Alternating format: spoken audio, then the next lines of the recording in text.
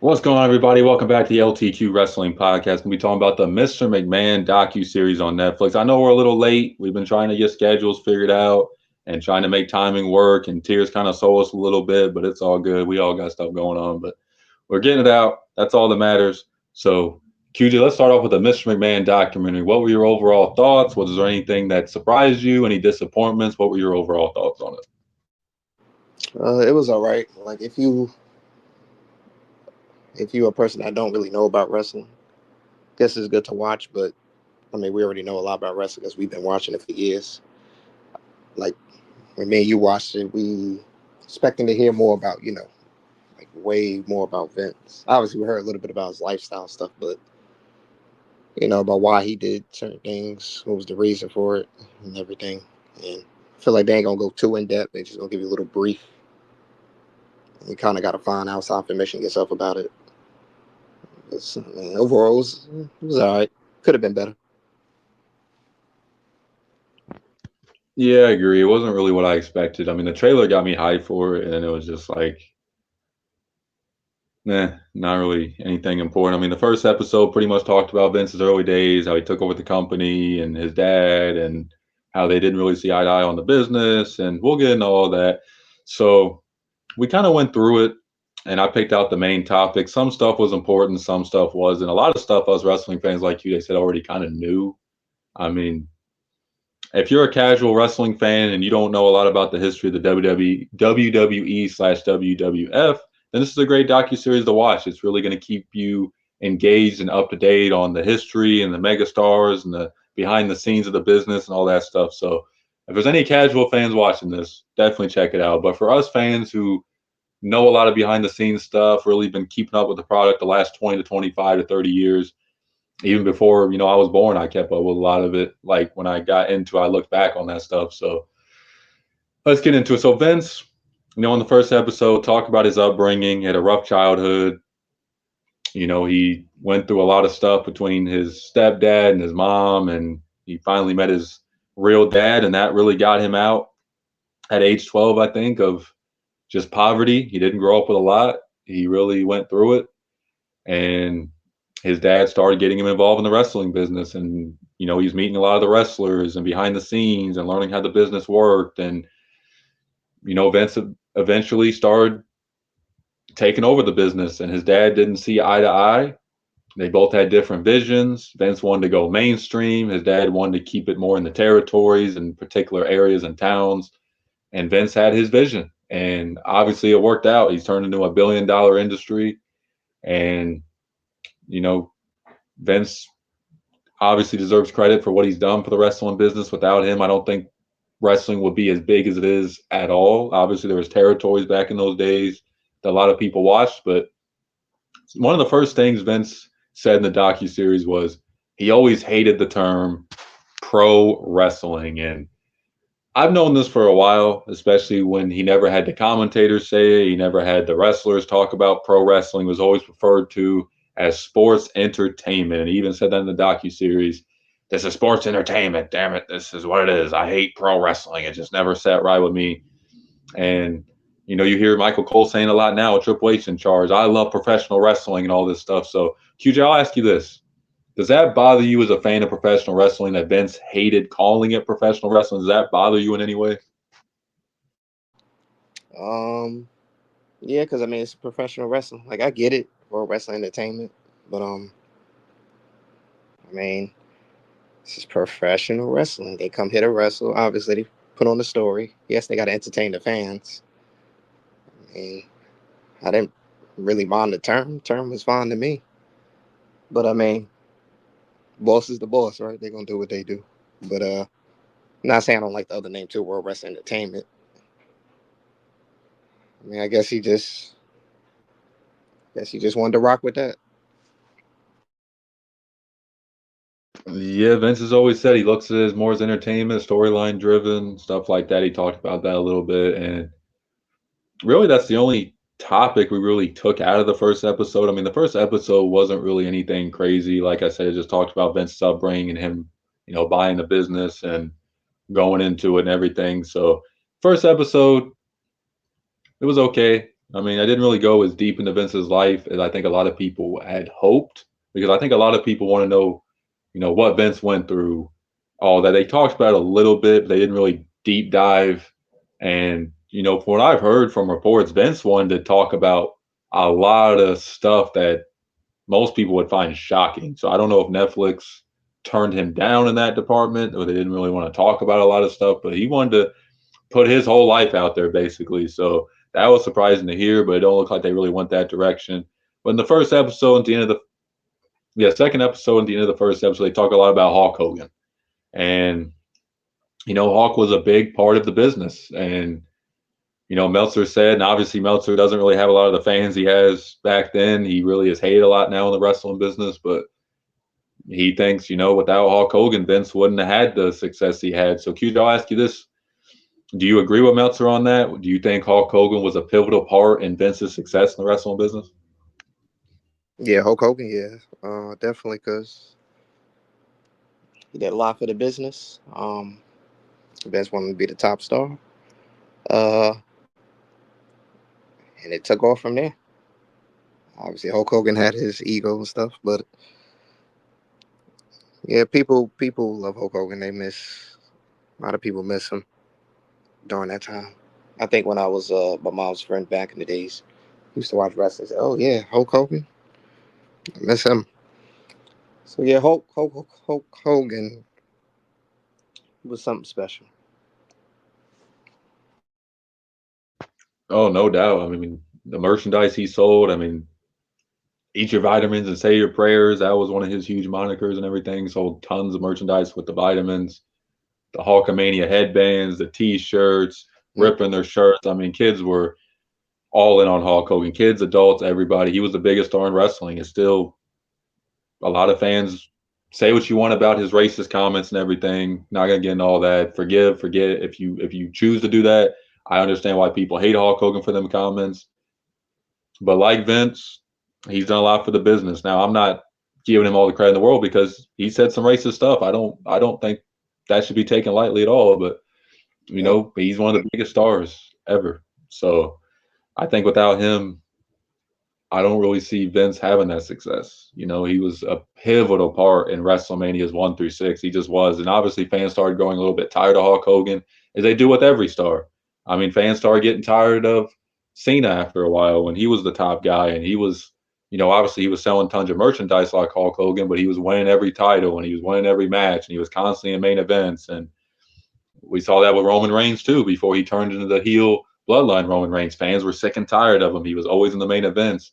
Obviously, he wasn't as popular as Cena and Hogan were at those time periods, but I feel like Vince, he milked the cow until the cow couldn't be milked no more with top stars, which I get it. You want to make as much money as you can, and he obviously was very successful in doing that with Cena and Hogan. So props props to him in that.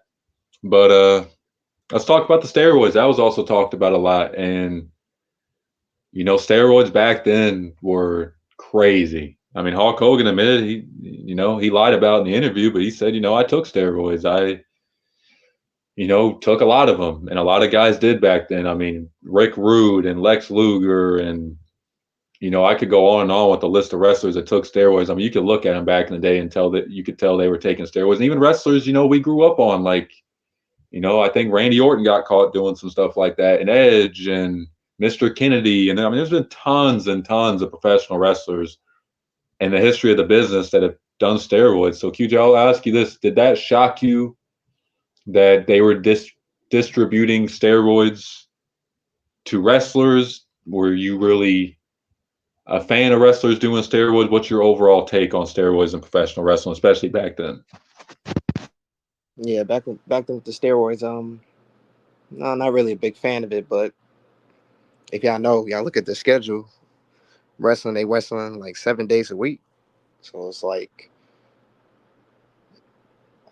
they need some, you know what I mean, energy to keep going and not feel all them bumps, because there's a lot of bumps taking 7 days a week. All them bumps they be taking, and especially they doing them crazy matches, intense matches. And back then, they was doing whatever, pretty much everything. So I guess steroids, when they took the steroids, they, you know, the body just get used to it, and not a good thing because it hurts in the long run. obviously, but no, I wasn't really a big fan of it. Some, like you said, try to cover up, lie about it, but I mean, just be honest. You took it, you took it. I mean, some did end up coming out saying, but some still try to brush it off like nah. But yeah, ain't really a big fan of it. I mean, they should have just gave lighter schedules. You got to give wrestlers they rest. Can't overwork them, but the boss don't care. It's all about making money at the end of the day. So that's how I feel about it. Yeah, I agree. I mean, listen, these guys put their bodies through hell. Say what you want about professional wrestling. You can call it fake. You can call it scripted. It is scripted. But those guys are taking bumps 7 days a week. Yeah, it could be fake. But when you're getting slammed on your back or taking head bumps or chair shots to the head or whatever the case may be, you're going to feel it. And I've heard a lot of wrestlers say that they didn't really, I think Edge said that he wasn't really taking steroids to get bigger. He was taking steroids to recover from an injury faster or to have less pain in the injury and stuff like that. Like, I feel like a lot of fans think they're just doing steroids to get bigger. And a lot of guys are. Don't get it twisted. But a lot of them were doing it to recover from injuries faster or to avoid, having to take time off because Vince made it like that in the back where if you miss time, you could be forgotten. You could lose your spot. You could not be a top guy anymore. It's always been like that with Vince. So really it's been a thing in wrestling for decades with steroids. And, I've listened to Maven Huffman and Rene Dupree. If you guys ever check out their podcast, go check. I know they weren't huge stars in WWE. I know a lot of fans think they're bitter or they're hating or whatever the case, but those guys said, we took steroids because we wanted to look big. We weren't getting pushed when we first got in there, and we wanted to look big and buff for Vince because Vince even said in the docuseries he had a bodybuilding type of thing going because he likes physiques and he likes big guys and all this stuff. So a lot of wrestlers feel pressured into looking like out of this world, jacked up guys. And even some of the women took steroids. I mean, God rest her soul, China, I heard, was taking steroids. She was big. So, I mean, it ain't just the guys who do it. There's women bodybuilders who do it, everything else. So, steroids have really had a negative impact in the wrestling business. There's something, roid rage is a real thing. Um, Sports, I mean, it's been involved in baseball for many, many years. That's why Barry Bonds isn't in the Baseball Hall of Fame because he was taking steroids. Mark McGwire, Sammy Sosa, all them guys that were hitting 50 home runs a season were taking steroids. So it's been all over sports. But I mean, it does have an impact on your life as you get older because it shortens your life, it shrinks your heart. I think that's why Triple H even had heart issues because he was taking steroids a lot in 2002, 2003. So listen, at that time you think, yeah, I'm going to be good. I'm jacked. I'm looking great. But when you start hitting your 40s and 50s and 60s later in your life, those steroids are going to catch up to you. So definitely think about the long-term impact of things when you do them because steroids ain't no joke. So speaking of steroids, he talked about the steroid trial, how Vince was facing, I think, 17 years because they thought he was distributing steroids illegally. He was telling wrestlers to take steroids, and they had Hulk Hogan go to the stand, and they promised Hogan immunity if he, pretty much ratted out Vince and, told what Vince was doing. And he told the truth. He said Vince wasn't telling wrestlers to take steroids from what he saw. He didn't see any illegal stuff going on. He said, yeah, guys were taking it, but that was their own doing on that. So, Cujo, I'll ask you this. If you were Hogan, would you have backed up Vince in that situation? The close relationship they had and everything like that? Or would you have thrown Vince under the rug? How would you have went about how Hogan went in the steroid trial? It's a good question. I know it's tough because Vince gave you everything, and I don't know. To me, if I see something's wrong, and you gotta realize Vince is all about money, so he'll do with anything. I heard in the episodes we watch, he said he'll do anything, whatever it takes. As long as he's on top, that's all that matters. I don't know. I think I would have. Know me, I like just keeping it real. telling the truth. If something go on, it gotta just happen. I don't know if I would have backed them up personally. I feel people need to know the truth. Yeah, the truth's important. And Meltzer said Vince wasn't doing any of that stuff. Who knows? Who knows what was going on behind the scenes? I mean, none of them are going to admit, yeah, I was just pumping roids into my wrestlers and telling them to take roids. I mean, why would he even admit that anyways? And Vince, I mean, he was defending pretty much everything he did in this documentary, really. I mean, the Trish Stratus stuff, which we'll get into later, just a lot of stuff. I mean, he was defending a lot of it, and his favorite phrase is, "It's just entertainment. It's just entertainment. It's entertainment. We were doing this to make money, entertainment." So I know this is a different type of situation, but listen, if they were making Vince money, I don't think he gave a damn if they were doing steroids or not. But he liked big guys with big physiques, and a lot of guys in the locker room were taking steroids. And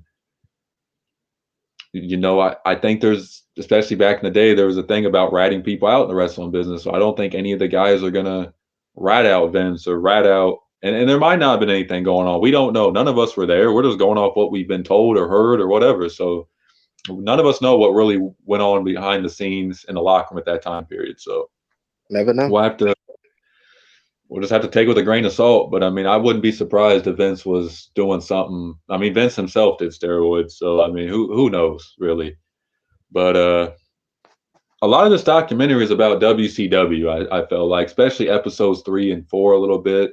They really got into WCW. They talked about the war. Eric Bischoff talked a lot about how WCW was dominating for a long period of time, which they did, and WWF at the time was losing their mojo a little bit. They weren't really drawing in the crowds they once did, and a lot of the top guys left to go to WCW to get lighter schedules and better pay and all that stuff. So, QJ, I'll ask you this: was the WCW and WWF war good for the wrestling business, in your opinion?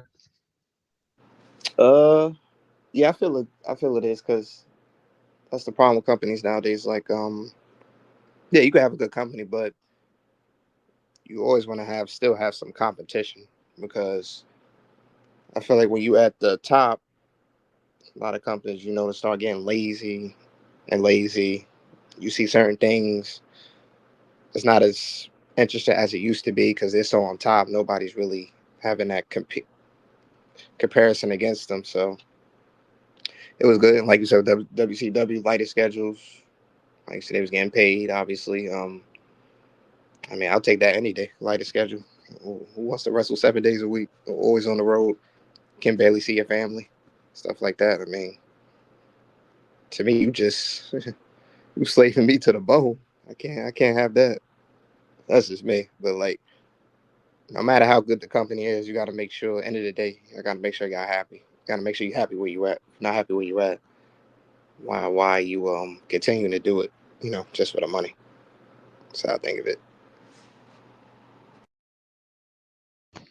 Yeah, I mean, can't really blame a lot of the men and women for going to WCW at the time. Like, they were a hotter company at the beginning. You weren't working 7 days a week, like QJ said. I mean, working 7 days a week's a lot, especially on your body. Later in life, it might have repercussions. You're not seeing your family as much, and that's important to a lot of wrestlers. And the war, I think, was a positive thing. It added more. You know, it made both companies step up their game. It made both companies put on a better product. It made wrestlers get paid more, which wrestlers have always been criminally underpaid, in my opinion.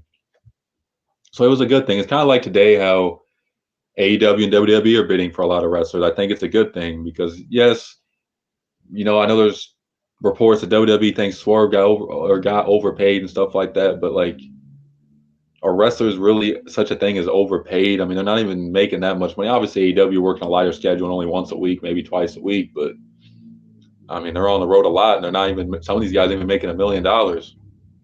You got guys in MLB making $500 million for 10 years. So I mean, you got to really think about that stuff. Wrestlers, and, they're never going to do a union or anything like that. They talked about that as well. The Jesse Ventura union he tried to get wrestlers paid more and stuff like that. But yeah, I mean, rivalries and competitions are always a good thing.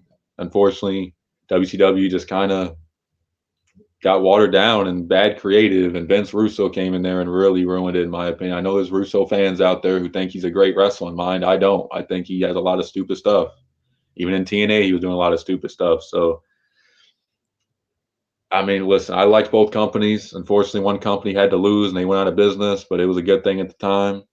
And, Vince was sounding a lot like he even said he sounded like a hypocrite. He said, they were trying to put us out of business. And that's all Vince tried to do with every other company is put them out of business. I mean, he bought WCW, so it works both ways. It's competition at the end of the day. It's business. You're going to try to put each other out. I mean, that's just the way it is. So good thing for both. So a little bit in the fifth episode, they start talking about, actually the fourth episode, they talk a little bit about the Vince McMahon heel character more, and they get into the Stone Cold and how that really, a little bit in the third episode, a little bit in the fourth episode about Stone Cold and how he started out in WCW. He got fired, and he went to ECW. Then he became, he started getting known over in ECW and got his name out there. And he eventually signed with WWE, and he won the King of the Ring. And he said that's the bottom line because Stone Cold said so, and the 316 moniker and everything. It just took off from there. It was great. And then they had him and Mike Tyson, work together, and him and Vince was really just the pinnacle of Stone Cold's popularity. So, QJ, I'll ask you this: is Stone Cold and Vince McMahon the greatest rivalry of all time in professional wrestling? What do you think? Uh, yeah, I feel it was good. It ran its course. You having a storyline with the boss. It's always pretty interesting to do that. Um, Steve Austin was good. Um, wasn't really meant for his ring work though, but more of a just entertaining. I remember he used to go to wrestlers' houses, breaking and all that stuff. That was fun too. Like I said, that made the storyline more intense, honestly. And you always want a storyline to be more intense, not just they come out, they talk, and that's it. Like attack them from behind, like do some crazy things. Always got to make a rivalry intense. Yeah, it was good. I definitely enjoyed it. That is a memorable rivalry. I think everybody should always go back and look at that. Yeah, fantastic rivalry. One of the best ever. I mean, you could argue Vince is the greatest heel character of all time. Say what you want about him. He was unreal as a heel character between. I don't always appreciate, we'll get a little bit of this in the next topic, some of the stuff he did on TV, but I mean, as a heel, there wasn't much better. I mean, you're the boss of the company and you're you know, just treating people like garbage. I mean, that's the ultimate heel when you have all the power and you're taking advantage of people. That there ain't much of a better heel than that. So Vince deserves credit for that, at least being a great heel. Stone Cold really boosted him to superstardom this rivalry, and there was no looking back for him. I mean, he became, even though he had his differences with Vince, and he walked out and quit a few times and all that, but I mean, he had his moments. And like you, they said, he wasn't known as a wrestler, but listen, to make money, you don't always got to be the best wrestler in the locker room. That's just the way it is. Whether you like, I know Brian Danielson said in high school, a lot of people talked about Stone Cold and Rock, and he didn't really think they were all that because all they did was talk, but they didn't really need to work. Though both those guys were sensational on the mic, where they drew fans in with that. So everybody has what they like. I love Stone Cold as a character. I thought he was just a badass, just beating everybody up. He wasn't afraid to say what he had to say, kind of like CM Punk was in 2011. Just told you how it is, and he was honest backstage too if he didn't like something. So yeah, one of the best feuds and really an all timer. And I don't think we'll ever see anything like that again. And many companies have tried to replicate it. WWE's tried to replicate it a few times. There's nothing ever going to touch Stone Cold and Vince in terms of rivalry and the impact on the business and everything else. So credit to them for that. So a little bit in the fifth episode, a little bit of the end of the fourth, they start showing some of the stuff they did during the Attitude Era. And man, when you're younger and you look at some of this stuff, you're like, oh, that's funny. It's all just entertainment. When you see some of this stuff they were doing on TV, and I get it, they were a private company and Vince could do whatever the hell he wanted to do. So there were really no repercussions I meant for it. But man, some of the stuff he was doing was just insane. And you look back on it and you think, man, was he doing this stuff behind the scenes to people? it just makes you wonder. So, QJ, what do you think about some of the stuff that was shown during the documentary that they did on TV during the Attitude Era? Yeah, it's kind of mind blown. We sat there and watched that. Like, my saying is, you can't. I'm all in for freedom. Freedom of speech, whatever. Do whatever you want to do. We all have free will, obviously, but when is enough? Enough. Like, yeah, it was intense, but this was going too out of hand, especially with the woman divas. That's probably why some of them was pushed. It wasn't really meant for their wrestling. A lot of them. Um, yeah, Vince. It's crazy. Like I said, when we was kids, we didn't really thought it was all entertaining. But now when you sit back and really look at it, and that goes same for cartoons and everything. Like, dang, it was really showing us this is what they really was about, and we just kind of like brushed it away. And if we're seeing that on TV, we could just imagine what is going down behind closed doors, and we don't honestly still know. I know some more intense stuff. I know Netflix wasn't really going to show that, but they probably got to have a certain agreement. Now, I feel like they don't want us knowing too much, so we're gonna have to kind of dig deep somewhere else. But yeah, it was mind blowing. Um, like I say, it was covering up certain things. Like I said, I don't know how them wrestlers went through that, but like I said, money talks. But if I was in that business, surely I would have been out of that. I would have honestly been secretly exposing everything secretly. Probably had to be anonymous doing it, but yeah, yeah, crazy time. So, like I said, I did love that era, but I feel it went too far. You didn't have to go to that far of a length. Yeah, because a lot of the shit they were doing was just like, oh my goodness. Like you just look at it, and even Triple H and Stephanie and all them were like, yeah. Shawn Michaels, they were all talking about like, yeah.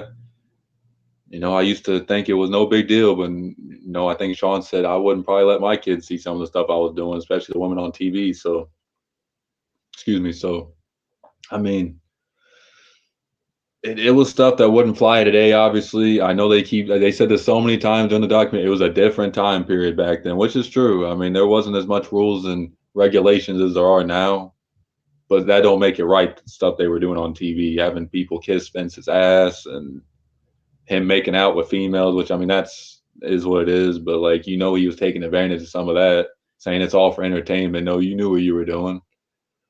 I mean, he had his wife in a story of she's getting drugged up and stuff. I mean, that's just like who even thinks of stuff like this? Like it just makes you wonder what goes through Vince's mind sometimes. Like, and then there's a story of him wanting to have a storyline where Stephanie's pregnant and he ends up being the father of the child of his own daughter's kid. I mean, stuff like that is just you hear about it and it's just like, what the hell is wrong with this guy? Like, and back then, a lot of people didn't question it. We were all just watching it like, oh, this is awesome, man. We're seeing, women stripped down and all this stuff. And this is just fun and all that. But like, Vince can say, oh, the Mr. McMahon character isn't really who I am and all that. Yes, it is. You're just showing kind of a version of yourself on TV that you can get away with. And then you go backstage and you do the same shit. You just have people paid off or you sign NDAs or all this other stuff. And none of it ever gets out until now when you didn't pay Janelle Grant a certain amount of money. So it's crazy. I get it's for all entertainment. Vince is all about the business, but there's a little bit more going into this than just business. I think he was taking advantage of a lot of people. And if you pissed Vince off, he'd make you do stupid stuff on TV. I mean, look what he did with the Revival when they were shaving each other's backstage and stuff. I ain't going to forget that. Like, he likes to embarrass people. So it's more than just being entertainment to me. But let us know in the comment what you guys thought about some of the stuff they were doing during the Attitude Era. I was more of a fan of the Ruthless Aggression era because I feel like there were a lot more stars made during that time. But yeah, just a lot of weird stuff going on. And speaking of weird stuff, the Vince and Trish Stratus story. And they talked a lot about it. And they talked about the dog barking segment, bark like a dog, strapped down, all that. And how they drugged Linda McMahon in the story, and him and Shane had a match, and Trish was like his girlfriend, and they were just making out and doing a bunch of crazy stuff. And it's like the barking like a dog segment is one of the worst segments I've ever seen. Yes, Trish Stratus is one of the most attractive women ever. Obviously, every man in the world could say that, but like looking back on that, the fact that Vince even made her do that is just unbelievable to me. But QJ, what do you think about the Vince and Trish storyline overall, and your overall thoughts on it? Yeah, it's pretty ridiculous. It was like, yeah, never. Like I said, these people have no self-respect. The fact you even went along with that tells me enough. Um, Remember, never sacrifice your morals for nothing. Um, you have bigger pride than that, because that pretty much was her just humiliating herself. I know the fans cheering, laugh, and then she started, taking off her clothes and everything. But after that, yeah, sick dude, Vince, sick mind.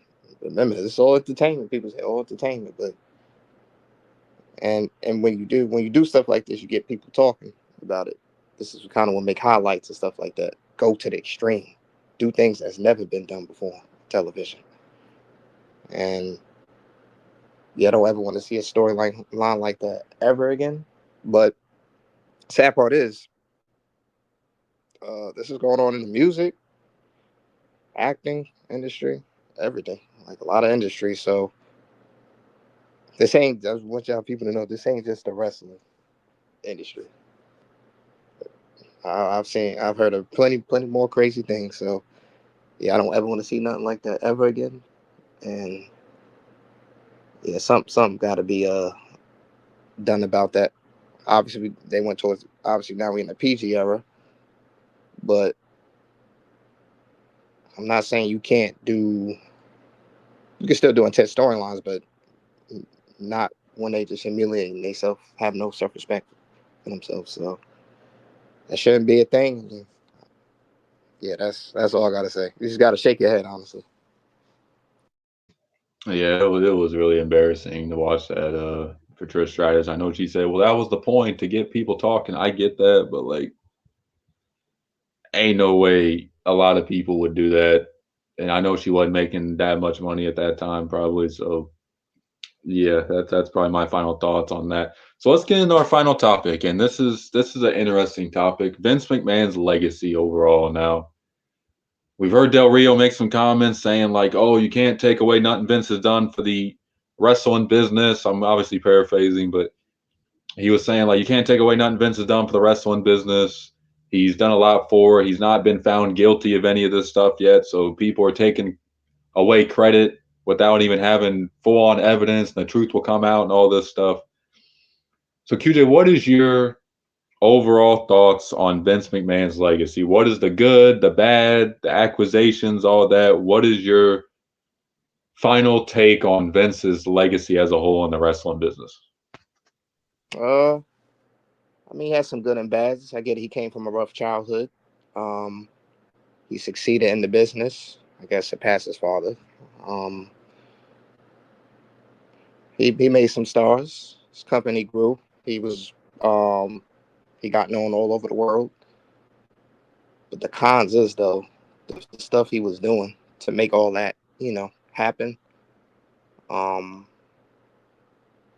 it's just mind blowing to me. I mean, look, end of the day, I mean, that's for everybody, people's lives. Like y'all, everybody goes to make money, be the top person. You could be best version of yourself. But I get it. When you have a rough childhood, it kind of like gets you in a different, like a negative mindset. And don't get me wrong, we all have done negative things we regret. But yeah, I don't know. He needs to. And that's the problem when you get to that top point, the richest of the rich. You feel like you get away with anything, and you start doing things. Well, I have all this power. I can do whatever I want. But your pride, kind of, you still got to have that pride. You know what I mean? Don't let the one saying, don't let the money control you. You control the money. And I feel like he let the money get through his head. And um, Yeah, and just you see how to just had a sick mind, and he know, well, if I get them to sign this, I'll be fine. I can still get away with it, but um, just got to be careful people you be around. And with Vince, I mean, like I said, we all grew up watching wrestling, so we can appreciate the work. But some of the things went too far, obviously. But overall, me personally, I don't like Vince. Probably never will. Um, because yeah, the product could be good now, but I like to see how the bosses is, how they treat certain people, how this and this. Am I actually going to be happy? 'Cause a lot of wrestlers left because they wasn't happy. And at the end of the day, anybody's replaceable. Whoever makes you the most merchandise, money, that's really it. And yeah, now he's kind of like suffering the consequences for it. And things is always gonna get find a way to get out some way. So yeah, that's my overall thoughts. His legacy. Yeah, and before I start, for anybody wondering, why didn't you guys talk about Chris Benoit? I just didn't feel a need to personally. Like, yes, we watched the episode. They talked about Benoit and everything that happened. I feel like most of us already have what we need to say about the Benoit situation. I mean, I just don't really have much to say about it. So that's why we didn't talk a lot about Chris Benoit, as I just didn't really feel a need to. But yes, he was talked about. So for anybody who's wondering, oh, was Chris Benoit talked about? Yes, he was. We just didn't really feel a need to talk about him in this.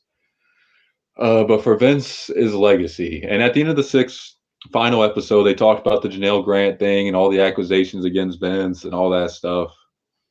And he hasn't been charged with anything. The government did go to his house and get his phone, and there's been text messages that are very disturbing that have been shown. So there is proof he did say some stuff. So there's that. So as far as Vince's legacy, obviously professional wrestling wouldn't be where it is today without Vince McMahon. There's no doubt about that.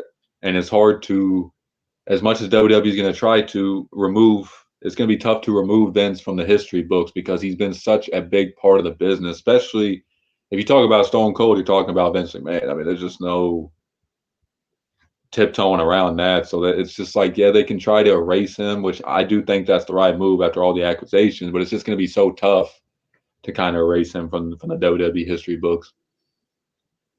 But like, I just can't look at Vince the same because I've heard the Ashley Mazzaro stories and I've heard just so many things about Vince that's just like sickening things. And I just can't look at him the same way after hearing all this stuff. Yeah, he's done a lot for the business, but I just can't ignore what I've heard and obviously don't believe everything you hear. But the Ashley story I've heard from a lot of wrestlers, I've heard from a lot of things about it. I mean, she was essayed by a soldier on a tribute to the troops thing, and Vince pretty much told her, "Oh, don't say anything about this. We don't want to mess up our relationship with the troops and the tribute and everything."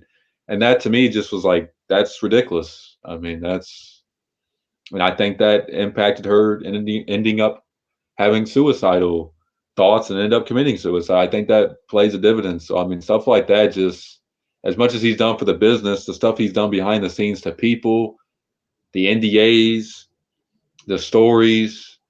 We heard Sable in the documentary say they made her do things she wasn't comfortable doing. And Vince was like, "Oh, well, I don't remember making her do anything she didn't want to do." Like, of course you don't, because you don't want to make yourself look bad. So I'm always going to remember Vince for WWE and the success it has today, but it's doing great and even better without him. And that's great. They don't really need Vince anymore. And Tears talked to QJ and me about this a few years ago, and he said Vince's goal in life was to always be like Walt Disney, to have a big impact on the world and to make his stamp. And a lot of fans, I read comments saying, "Oh, well, Vince can just go live his life." He can, but his whole reputation is pretty much tarnished at this point, and that's the one thing he wanted to always have going for him is his legacy in the business and his legacy in life. And now both those are pretty much thrown in the garbage can because of what he's done and been accused of. So there's no taking away from the good with Vince in the wrestling business, but there's just too much bad for me to ignore. And I'm just glad Vince is gone. He hasn't been good many years now. I think he's losing his mind. I think he's, like QJ said, let the money get to his head to a point where it's just like he's just getting away with everything. He's paying people off.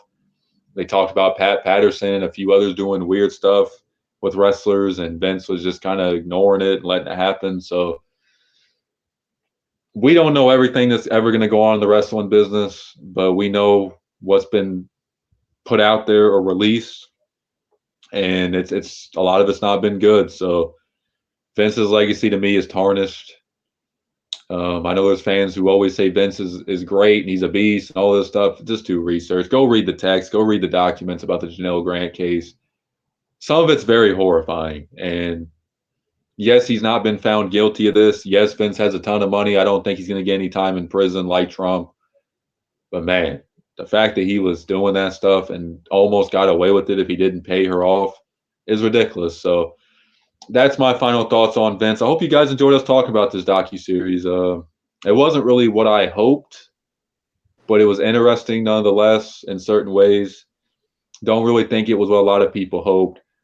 QJ, any final thoughts from you about Vince? Or this might be the final time we talk about Vince on this podcast. I'm not saying it is, but it might be. Anything you have to say to end this video about Vince or this docuseries? Yeah, I mean, we thought it would be a little bit better. I mean, like I said, we already knew the history about the wrestling, WWF, WWE. This was really this documentary should have been really towards him. This is really more about him, and probably explain why he did what he did, and just like really going in depth. But then not gonna allow a lot of things to come out. I kind of should have figured that, but sometimes you just gotta find the information yourself. But yeah, I'll say the Vinces. I mean, you'll regret what you did. Trust me, you'll regret it. It may not hurt you now, but trust me, you'll regret it because you'll look back like, dang, like you just said. Yeah, he could just go. They could just go live their life, but you having that reputation on you, it's like, yeah, you can still have all this money all you want, but look at the reputation. I know that got to be going through your mind. Like, dang, I really did all this. I'm a messed up person. So can't forgive him. But yeah, it's good that we talked about it though. Yeah, it was interesting watching it, and hopefully you guys enjoyed our takes. Let us know in the comments what you guys thought of it overall. Was it a letdown? Was it good? What was your favorite moment of it? All that stuff in the comment section below. Well, hopefully you guys enjoyed me and QJ talking about the Vince or Mr. McMahon documentary. And make sure to hit that like button, subscribe for more wrestling content. Peace. Peace.